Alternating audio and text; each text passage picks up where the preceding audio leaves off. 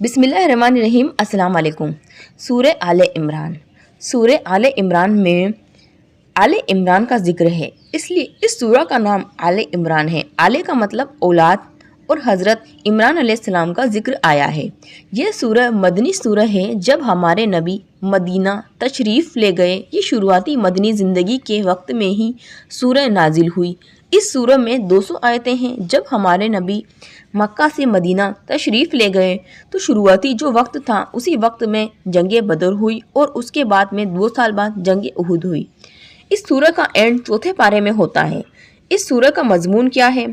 تو اس سورہ میں 2 گروہ کی طرف اشارہ کیا گیا ہے۔ ایک گروہ تو وہ تھا جو یہودی اور بنی اسرائیل والا تھا، اور وہاں پر بھی آسمانی کتابیں نازل ہوئی، جیسے اللہ تعالیٰ کی طرف سے 4 کتابیں نازل ہوئی۔ تورات جو حضرت موسیٰ علیہ السلام پر نازل ہوئی، زبور جو حضرت داؤد علیہ السلام پر نازل ہوئی، ایک اور انجیل جو حضرت عیسیٰ علیہ السلام پر نازل ہوئی، اور آخری کتاب قرآن شریف جو ہمارے نبی صلی اللہ علیہ وسلم پر نازل ہوئی۔ اور ایک گروہ وہ ہے جو مسلمان ہوئے، یعنی کہ نبی صلی اللہ علیہ وسلم پر ایمان لائے۔ پہلے گروہ سے اللہ تعالیٰ نے کہا ہے کہ تم لوگوں نے جو اخلاقی برائیاں اور گمراہیاں اپنے دل میں شامل کر لی ہے تو تم انہیں ہٹاؤ، اور جو رسول آئے ہیں، جو قرآن شریف لے کر آئے ہیں، تو یہ وہی دعوت ہے جو تمام انبیاء کرام دیتے چلے آئے ہیں، اور جو فطرت اللہ کے مطابق ایک ہی دن ہے۔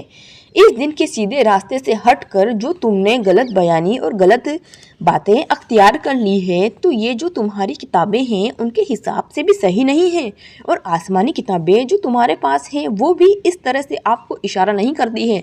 لہٰذا اس صدقات کو قبول کرو جس کے صدقات ہونے سے تم خود بھی انکار نہیں کر سکتے۔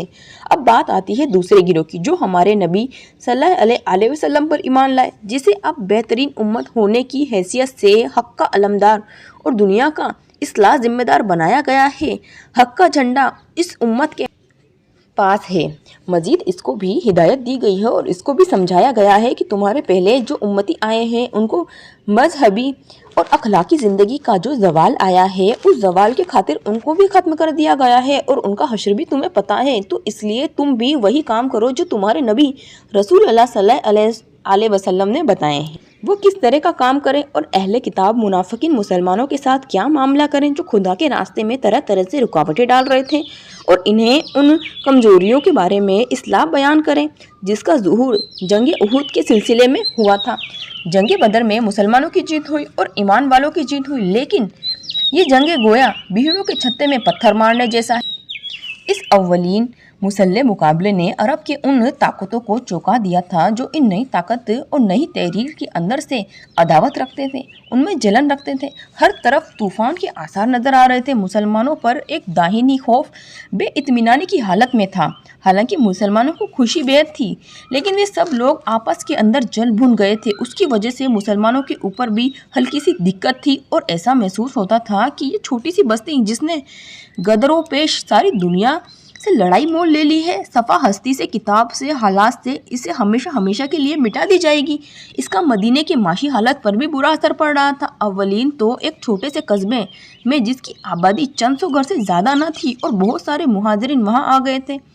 نبی صلی اللہ علیہ وسلم سے مسلمان ہونے کے لیے جتھے کے جتھے مسلمان مدینہ آ گئے تھے، تو وہاں پر ان کی وجہ سے مدینے کی حالات اور خراب ہو رہے تھے۔ تو ہجرت کے بعد نبی صلی اللہ علیہ وسلم نے اعتکاف کیا مدینے کے یہودیوں سے سمجھوتا کیا، تو یہودیوں نے ان معاہدات کا ذرہ برابر بھی خیال نہیں رکھا، ان کو پاس نہیں کیا۔ جنگ بدر کے موقع پر بھی اہل کتاب کی ہمدردیوں تو دور، آخرت کے ماننے والے مسلمان ہمارے نبی جو مسلمان ہوئے تھے، یہودی بت پوجنے والے مشرکین کے ساتھ تھے، اور دوسرے قبیلوں کو مسلمانوں کے خلاف بھڑکاتے تھے۔